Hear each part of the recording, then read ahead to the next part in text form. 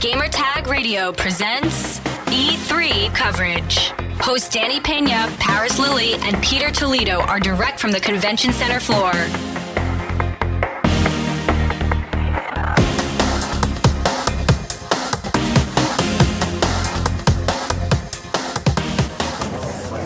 So guys, do you want the infected to be with us or not? Because if not, then we can turn on the UV light and keep them at bay. So maybe let's do this, Peter. Let's like...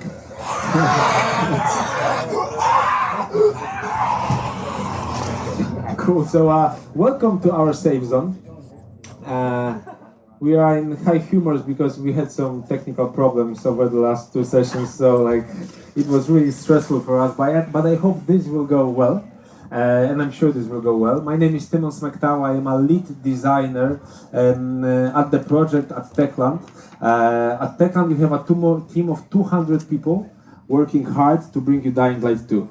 And it is a very exciting time for us because we have been working on this game for quite some time and we were trying to keep it a secret. We managed to keep it a secret, but now the moment has finally come to tell all of you, to tell the world what we've been working on. And I think it's really going to be special, and I hope you will see that it is a game unlike any other. But before we go into the meat, before we see the cool stuff, first a quick reminder. So Dying Light, the original one, was released 3 years ago, and it was a tremendous success for our studio. It was a milestone. So we reached a huge audience of 13 million players, and that's an audience that is still active to this day. Each week, 500,000 players still logs on to play our game 3 years after the release. So it's a huge number, and it's an awesome community whose enthusiasm was an inspiration and gave us confidence to work on a truly bold sequel to Dying Light. And the sequel started with an idea. It started with a unique setting, strikingly unique one. A setting we call the modern Dark Ages. So imagine it has been 15 years since humanity lost its war with the infected, and the whole world got brutal, primal, and merciless. There are no governments, there are no morals, there are no laws, and this is where it gets interesting for us, because we can examine a world that has collapsed and now tries to rise from the ashes. The game takes place in the city, a fictional European metropolis, once prosperous, once rich, once beautiful, and now probably the last human settlement still struggling to survive. In this unique setting, we are giving you a game which takes everything people love about Dying Light. Parkour, melee combat, day and night system, and we add completely new layers of depth to the experience. So now it is a true parkour game, where you will have to adapt your skills to environment and you will face difficult parkour puzzles. You will be able to master deep and tactical melee combat system which combines parkour attacks, interactions with environment, weapon modding, and a plethora of skills. This really is complex, and we feel that this level of complexity is a first for FPP melee games. And also you will experience a new dimension of our day and night system, which constantly shifts and changes the rules of gameplay, giving you new ways to complete the objectives. But at this year's E3, we are focusing mostly on a new addition to Dying Light, a new element of Dying Light 2, the narrative sandbox, the power of choice. As you play the game, you will face many difficult dilemmas, and the choices you'll make through gameplay, through dialogue, through exploration, will transform the world around you. This is a huge undertaking. This is a crazily ambitious take on the narrative. So we're not that stupid to do it by ourselves. So we got some help. We asked Chris Avalon, legendary game designer and master of non-linear narratives, guy known from Fallout New Vegas and Star Wars Knights of the Old Republic, and he's helping us to shape this world of modern Dark Ages of Dying Light 2. And we also got some help from our Warsaw studio, where currently former members of Witcher 3 writing team, responsible for some of the best quests from that game, including the Bloody Baron questline, are helping us with this. But of course, we understand that it's better to show than to tell, so without further ado, let me welcome you again to the city. Peter, you ready? So this guy here, he's Peter Pawlaczuk. He's our lead level designer, and also probably the best Dying Light 2 player in the world. For now, of course. This is a live demo. He plays it, and there are a few quite difficult sequences in it. So keep your fingers crossed that everything goes well and goes smoothly. And it may not, because we had like 1 or 2 hiccups along the way today and yesterday. So guys, the mission we are about to play takes place in an early part of the game. The player has just arrived to the city and he needs to get himself recognized by various factions that operate in it.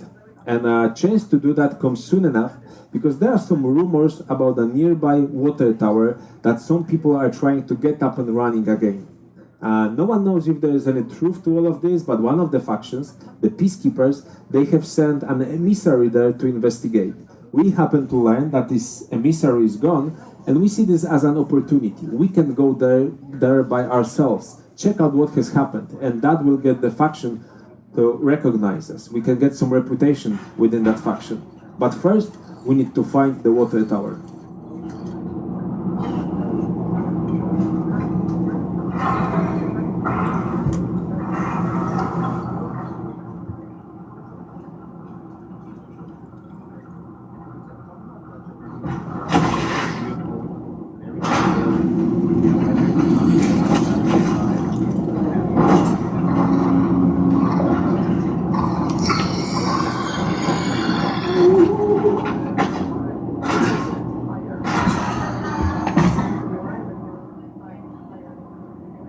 You can't see that many infected on the streets during the day because most of them hide inside buildings and other dark places to avoid the sun. But if they don't manage to find shelter in time, they turn into wicked shambling degenerates, like this guy here.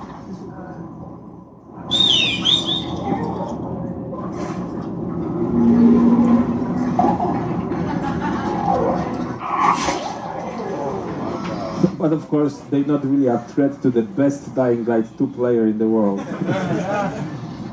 And speaking of the world, as you can see, it is thoroughly devastated by all of the bad things that have happened over those 15 years. You will see traces of past events. The military operations, the war between humans and the infected, the looting, the pillaging, the fall of technology, the whole story of Apocalypse is here.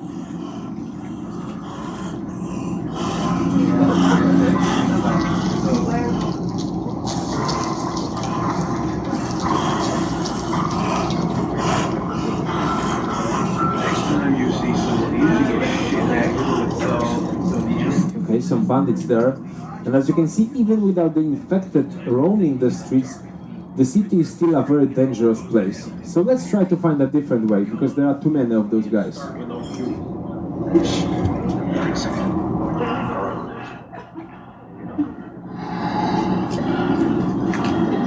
Well, speaking of choices, perhaps this wasn't the wisest one, because that's the nest of the infected, a dark place. The infected sleep here during the day, waiting for the night to come. And the interesting bit is that places like this are usually not looted, so we want to explore them. But to be really able to do this, we would have to go back here at night. But for now, we just want to find a way through, so let's try to sneak by. But don't start with shining a light on their faces, Peter.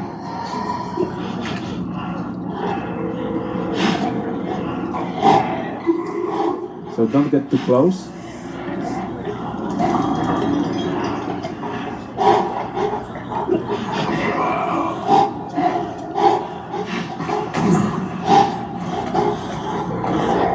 Don't make too much noise.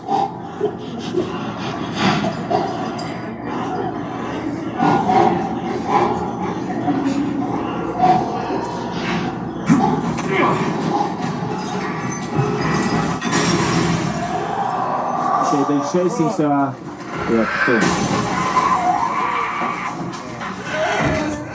Well, thankfully we are in the sun, and I think it's clear to see why they don't like it. And that's why they hide inside buildings for the day. Okay, we managed to go through.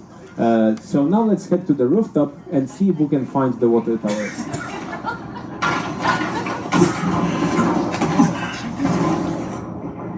Diving in head first. There's some survivors walking around the city. You will see plenty of people like this as you play the game.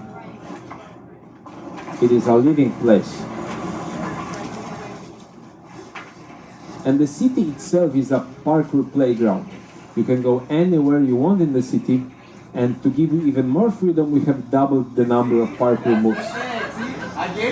The moves are easy to learn, but only if you master them, you'll be able to adapt to environment and zip through the city. There it is, the water tower. Okay, so that's the Peacekeeper Citadel, the main HQ of that faction.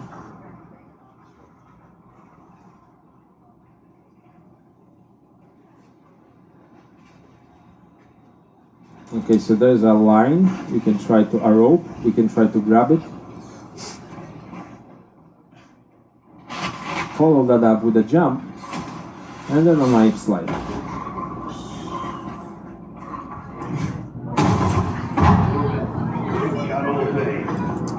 Okay, someone's here. Now where the big go? Speed it up. Remember, this is a game changer for us. Once we're done and sell all this shit, we'll fucking own this place.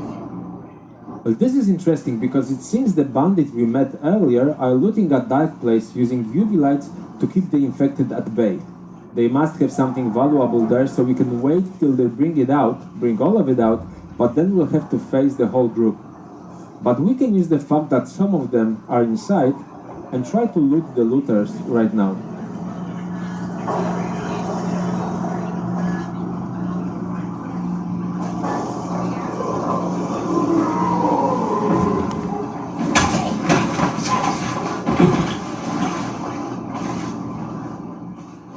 Okay, one guy is down.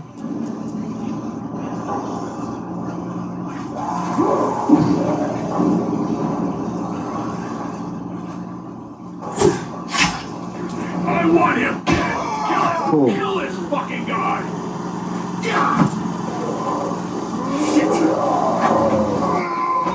Okay, so one guy left. It should be easy, but with humans it never is. Okay, and the next one is coming. Quite heavy. Still manageable.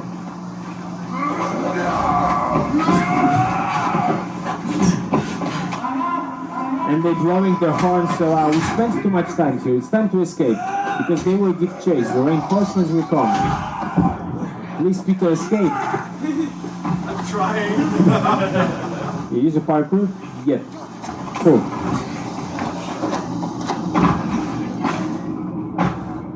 You have to look for the heavy guys, because they can really shake you. Okay, but they have archers, and the guy is coming here, so we need to run.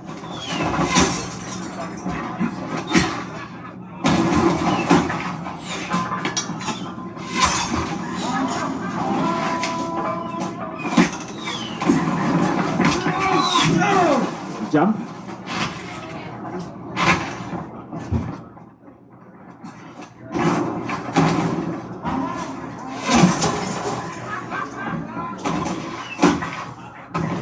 Okay, they continue to chase, so we need to keep running.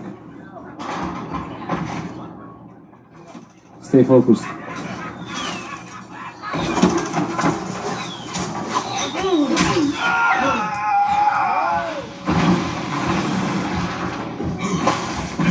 Thanks for the trees. Okay, let's see if they can see us. So wait a little bit, and then go back to the water tower. They will not give chase.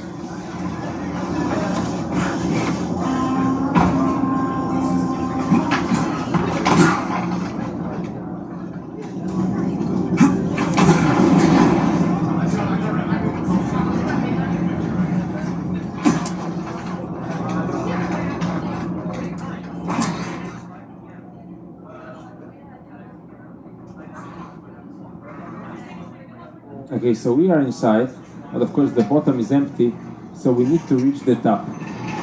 And the way up there involves a new gameplay element of Dying Light 2, a parkour puzzle. Here you have to look at the environment, choose the route you want to follow, and then execute all of your moves quickly, constantly monitoring your stamina. So that's the stamina bar. As you can see, the stamina goes down with each move.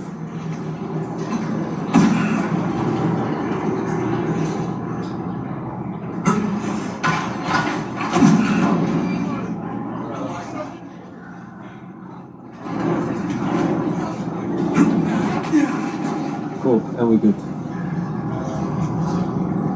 But it's not always about stamina. Sometimes it is about executing a difficult parkour move without a mistake. Like this wall run here. A monkey bar jump, and we're good. Cool.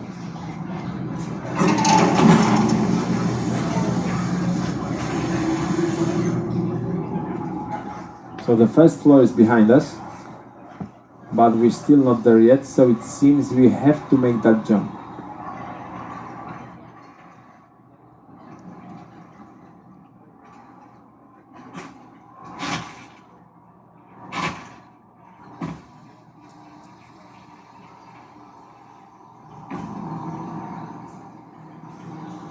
So this is where we're going.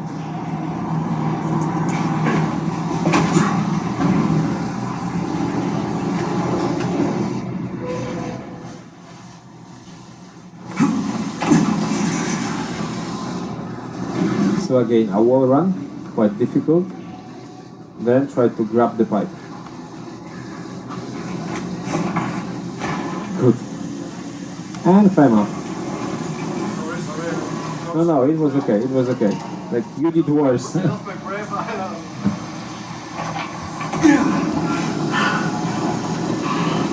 But the stamina is going down, so don't waste any time. We're in the red now. Make the jump. Cool.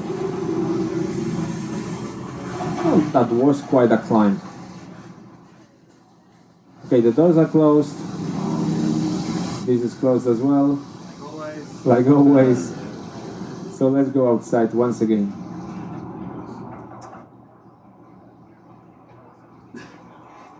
Cool.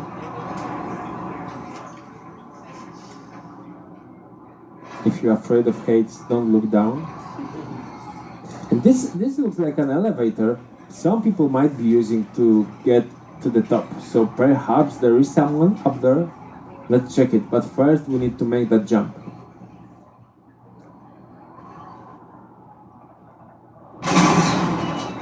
As you can see, it's moving, it's physics-based, and that's also one of the smaller new things that we have added to Dying Light 2. Right now, as you explore the city, there are physics-based objects that you can use while you parkour or climb. And there are people inside. But do they know anything about the Peacekeeper? Let's check it out. How'd you get in? Or better yet, what the fuck do you want? I'm just checking in. I heard a rumor an emissary's gone missing. Emissary? You know, people the factions sent to cut deals. Yeah, a peacekeeper came up here. He, left. Yeah, he's gone. Wait, as in gone? Gone? As in, flew out the window. Goddamn factions and their final offers. Fuck 'em. We're our own men. So it seems those guys weren't too friendly to the Peacekeeper, but before we make any decision, let's gather some more info. Did you just confess to killing a PK emissary? Negotiations hit a wall. He hit the ground. What's it to you anyway? You with those pricks? No. But you know what'll happen if the PK's here you killed one of their men. Who's gonna tell him? You? If so, you're leaving out the window too. So now we are confronted with a choice. We can either avenge the Peacekeeper and help that faction move here, or we can try to cut a deal with Jack and Joe. Each decision has its consequences, but since you want the faction to recognize us, let's stand up for the Peacekeepers and serve justice to those guys. I gave you a chance. You wanna die? Come on then. Okay, so that's a fight we cannot avoid. Of course, quite brutal, as always in Dying Light. But this time around, also very tactical. Because Jack is quite a fighter. He will keep pushing, so you have to move on the battlefield. You have to create an opening or wait for one. You have to use the correct attacks and don't risk it because he will punish you.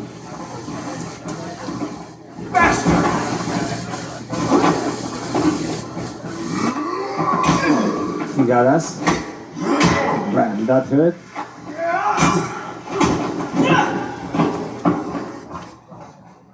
Yeah, I know what you're planning here. So grab the bucket. Bam! That's it.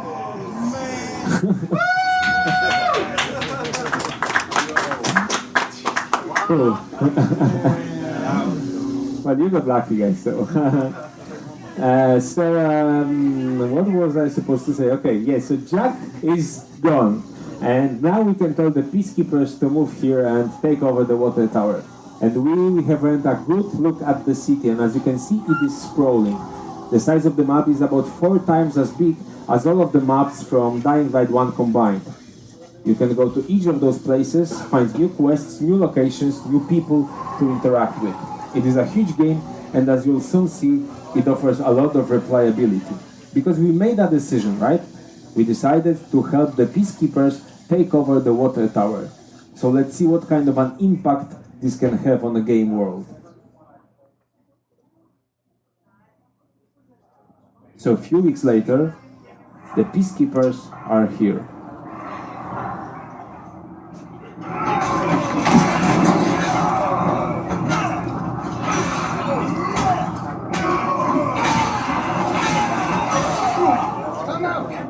Okay, so the Peacekeepers patrols are clearing the streets of bandits quite brutally, without any mercy, and they also clean out the dark places of infected.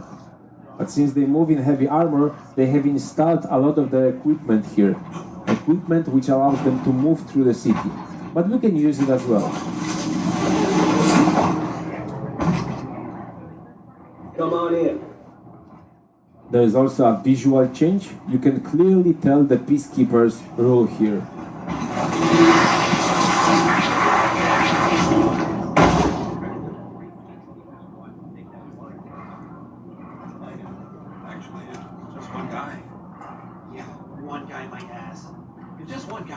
Why's the PK getting all the credit now?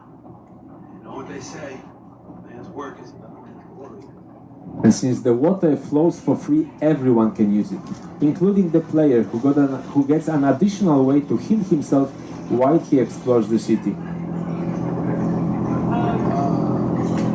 So we did a good thing, right? But there's never an easy choice in the world of Dying Light 2, because the Peacekeepers, they rule with an iron fist. I know not who can hear my voice. I shall therefore speak a word unto here. Anyone who dares to steal food will be hanged, and their bodies will be exposed. That's just deserved. Maybe so, but did you hear anything about a trial? No. Was there one? Nope. No, there was not. That's how PK justice works. They will punish anyone who disobeys their laws, and one day this may even be the player. But for now, we did something good for them. You made the right call, man. So they let us enter the little base they have up here.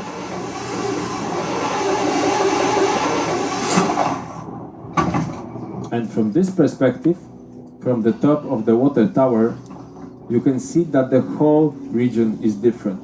The Peacekeepers have moved here, one decision led to another, and new groups have appeared here. Groups that obey the Peacekeepers' rule. And of course you can go to those places. You can talk to those people, you can see what they want, you can make choices, you can make decisions, and take the narrative in a new direction. But all of this could look different, right? Peter, don't be a child. No, at the last one you'll do it, but not this time around. So we made a choice, but we could make a different choice. So let's assume we didn't help the Peacekeepers, and we decided to cut a deal with Jack and Joe. Let's see how that could change the world.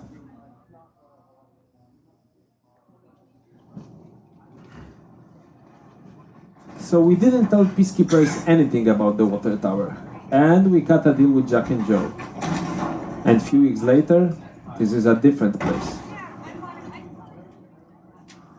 More messy, more chaotic, perhaps more dangerous, definitely less well kept. Water. Please. Give me some water. The survivors are suffering, at least some of them, and we have to depend on our own parkour skills to move around the city.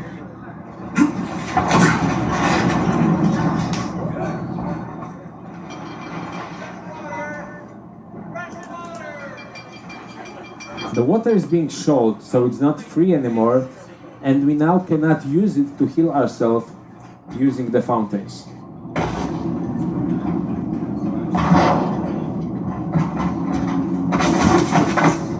But on the other hand, the business seems to be going quite well for Jack and Joe. And since we made a deal with them, it is our business as well. So now we can get our share of the profits. Well, hello, partner.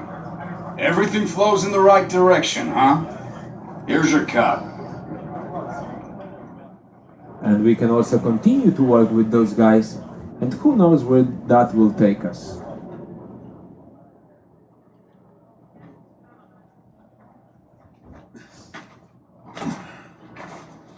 So now let's climb to the top and see if anything else has changed.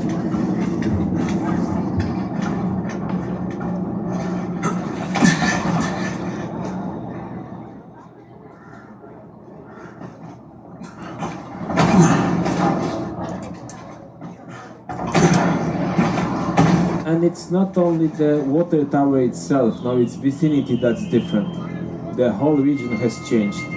The law enforcing peacekeepers avoid this place, and this allowed other types of groups and elements to emerge. Places like La Puerta, a thriving black market where people from all around the city exchange goods and services, illegal substances, and powerful weapons. We believe that Dying Light 2 is the first game of its type where choices have genuine consequences on the game itself, how it looks, how it plays, to events that occur. It is your choices that allow you to create your own version of this city. But will it survive? In Dying Light 2, you decide. You know the drill. Get to the nearest safe house and wait until dawn. Good night. And good luck.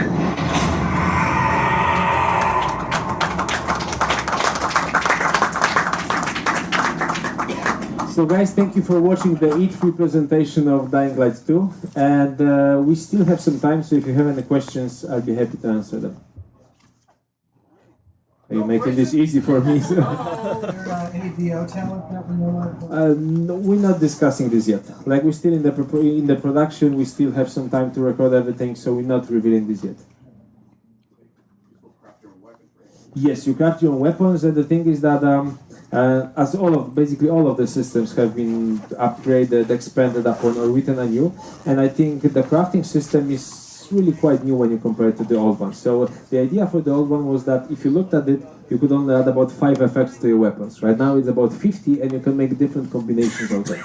So the number of actual combinations in the weapon is astonishing, and you can create the weapon that best suits your gameplay style. Cool.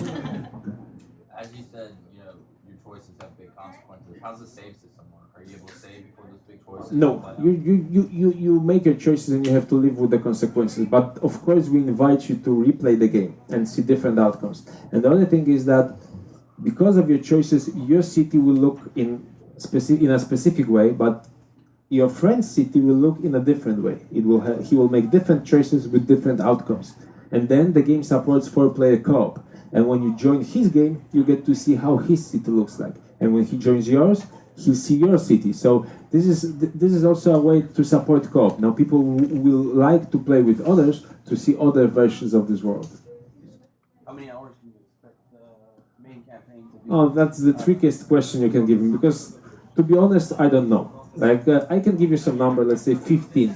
but this will be different for each of the players for every player. So. Like I don't want to answer this because this is almost like I'm just making this number for you to give you something. But this is a huge game. This is a game that will you will get your money worth out of that investment. And that's the day-night system, which changes the rules of the game. There is a multiplayer component, so you will really get what you like, the value of your investment. Let's say tenfold. Yes. Any new tools to help with like the parkour, like to make it even more fluid or faster? Yeah, so you saw some of the examples here. So, for example, the knife slide, the things that the Peacekeepers install, the elevators, let's say rope elevators, and there are other things like that that really help you to traverse the city as fluidly as you want, and also you get access to new skills like the monkey bar jumps and stuff, like more emphasis on wall runs. Almost double jumps that you can execute in certain situations. So it really expands your moves and your possibilities as you parkour through the city. Okay, last question. When I gotta push it. Yeah. At the last one, so it's tomorrow at I think 5 p.m. Will the choices always be between two things? No. So we are really this is something we are aware of, that this would be boring. So the choices, this is easy to explain, guys. You see the choice, you make that choice, but usually the choices are between more options, and even the way how you make those choices is different for each of those decisions. So it's not always like that when you come to a place in dialogues and now you have to decide something. Sometimes it's about you making that choice through gameplay. Do I pull the trigger on that guy? Well, not actually push the guy. Do I push the guy off the ledge or not? Sometimes it's about you failing a mission or not. And so that you have a lot of ways to impact the story, how it flows and how it changes the world and the city.